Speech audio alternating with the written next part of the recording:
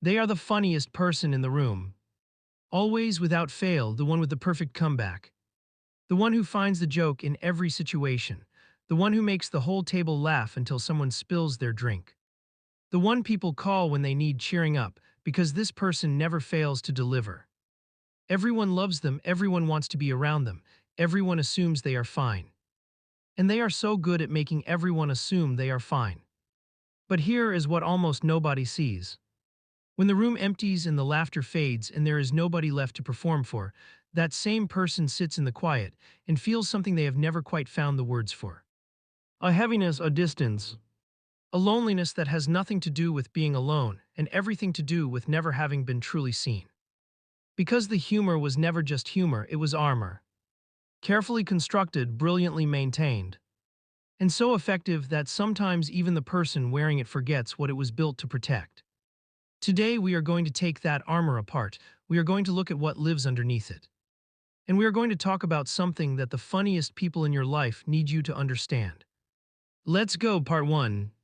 The science of using humor as a shield. Humor is one of the most complex and sophisticated cognitive functions the human brain performs.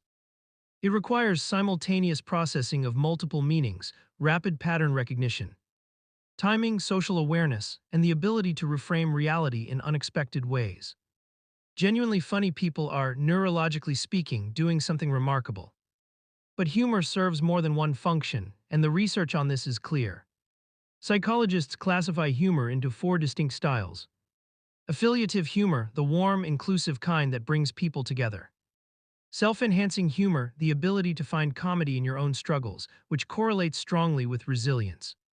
Aggressive humor, using jokes to dominate or exclude. And self-defeating humor, using yourself as the punchline, deflecting, minimizing. Making light of your own pain before anyone else can. The person who hides pain behind humor almost always operates primarily in that last category. Self-defeating humor, not because they lack confidence, but because making the joke first is a form of control. If I make the joke about my own pain, you cannot hurt me with it. If I laugh first, your response cannot devastate me. If I frame my suffering as comedy, I control how it lands, and I never have to feel it fully. This is not weakness. This is an extraordinarily sophisticated defense mechanism. Psychologists classify it as a mature defense, meaning it is one of the healthier ways the psyche protects itself, compared to denial or aggression. But mature does not mean costless. Part 2. How this pattern forms. Nobody decides one day to hide their pain with humor. It develops slowly through experience, through learning what works and what doesn't in the specific emotional environment you grew up in. The most common origin is a childhood where direct emotional expression wasn't safe. Maybe the household was tense. Maybe showing sadness or fear or vulnerability led to dismissal, stop being so sensitive, or to making someone else feel burdened. Maybe you watched a parent struggle and decided very young that adding your pain to theirs was something you were not willing to do. And you discovered, probably by accident, that humor worked. It diffused tension. It made your parents laugh when they were stressed. It made the other kids like you. It turned uncomfortable moments into manageable ones.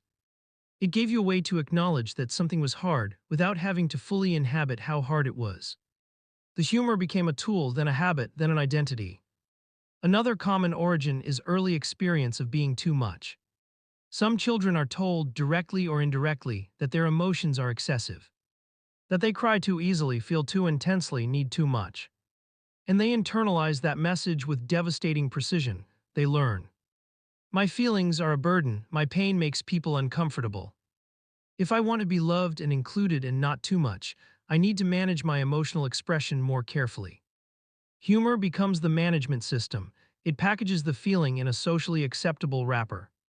It says, I am in pain, but I am not going to make you deal with that. Here is a joke instead, you are welcome. The tragedy is not that they learned this. The tragedy is how completely it worked, and how long it kept working.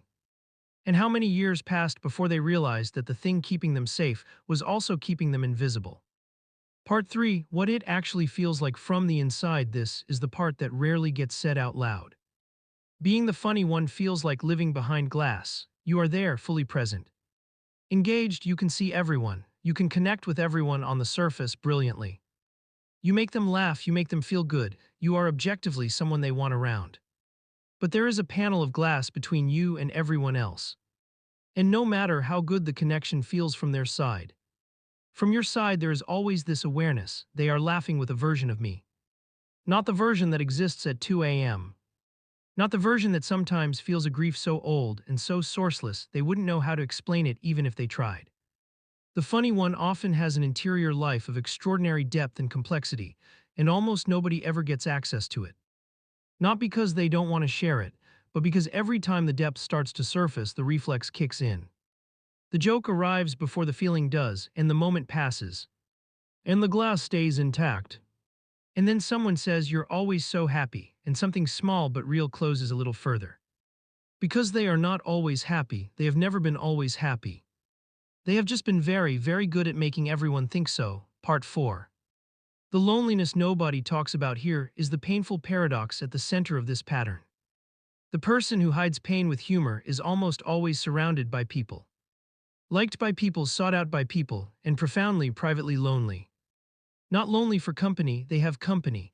They are often the social center of gravity in their entire friend group. Lonely for depth, for the kind of conversation that doesn't pivot to a joke when it gets uncomfortable. For someone who will sit with the feeling instead of laughing it away. For the experience of being known, actually known, not just entertained by. Research on loneliness distinguishes between social loneliness, the absence of social contact, and existential loneliness, the feeling of being fundamentally unseen or misunderstood by those around you. The funny person who hides their pain rarely suffers from social loneliness. They suffer from existential loneliness, in the middle of rooms full of people who love them. And the cruelest part is that they built the very dynamic that keeps them lonely. Every joke deflects a moment of genuine connection. Every self-deprecating quip replaces a real disclosure. The armor that protects them also isolates them. They are the architect of their own invisibility. And they know it, and sometimes that knowledge is the funniest and saddest thing of all.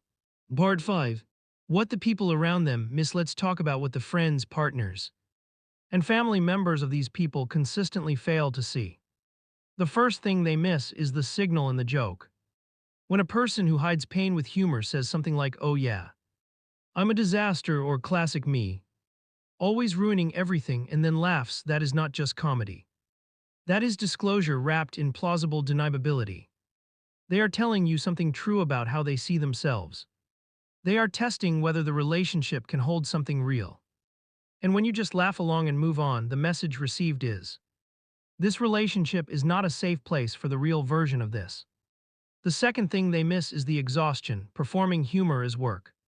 High quality, consistent, socially calibrated humor requires enormous energy, cognitive energy, emotional energy, social energy. The funny person is doing something genuinely demanding every time they walk into a room.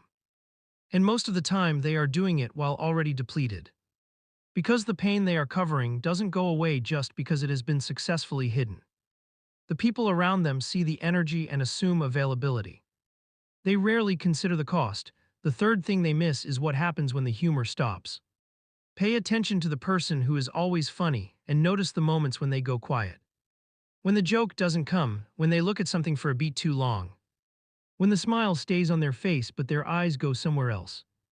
Those are the moments the real person is briefly, involuntarily visible. And those moments are asking for something, not necessarily words. Sometimes just acknowledgement, a look that says, "I see you," not just the performance. You. Part 6. The way back to yourself. This part is for the person who recognized themselves in this video. The one who has been carrying the armor so long they sometimes forget it is there. I want to say something directly to you. The humor is real. It is a genuine gift. The way you can find lightness in darkness, the way you can make people feel better, the way you can hold pain and comedy simultaneously, that is not a coping mechanism pretending to be a personality. It is actually who you are, but it is not all of who you are. And the parts that the humor has been covering, the grief, the longing, the exhaustion of being strong for everyone all the time, those parts are real too. And they deserve to exist somewhere other than the silence of 2 a.m. You do not have to perform your pain. You do not have to turn every hard thing into a therapy session or a tearful disclosure. But you are allowed to let one person in, One person who gets to know the version of you that exists when the room is empty. One person with whom the joke doesn't always have to come. One person who can sit in the uncomfortable feeling with you without needing you to rescue them from it with laughter. Finding that person or allowing that person to find you starts with one thing: letting a moment of real feeling exist without immediately covering it, just once. Just for a second, let the joke not come, see what happens. What you will probably find is that the feeling does not destroy you, that the person across from you can handle it, that the connection that forms in that undefended moment is more nourishing than anything the performance has ever produced. The humor will still be there, it will always be there, it is part of you. But maybe it doesn't have to be all of you, not anymore. Outro: the funniest person in the room is carrying something, they always have been. Not because they are broken, not because the humor is fake, but because somewhere along the way, they learned that laughter was the price of belonging and they paid it. Consistently, generously, brilliantly, and the world loved them for it. And never thought to ask what it cost.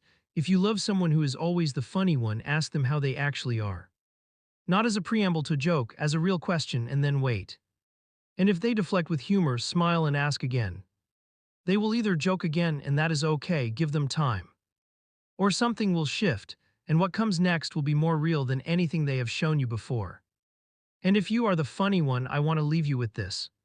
You have made so many people laugh, you have lightened so many rooms. You have carried so much quietly and turned it into something that brought people joy. That matters, it genuinely matters, but you are allowed to be seen. Not just as the funny one, as yourself. If this video hit something real, share it with someone who needed to hear it. Leave a comment below, are you the funny one? What do you wish people understood about you? I read every single one. Subscribe for new psychology content every week. Until next time, let one real moment through, you are ready for it.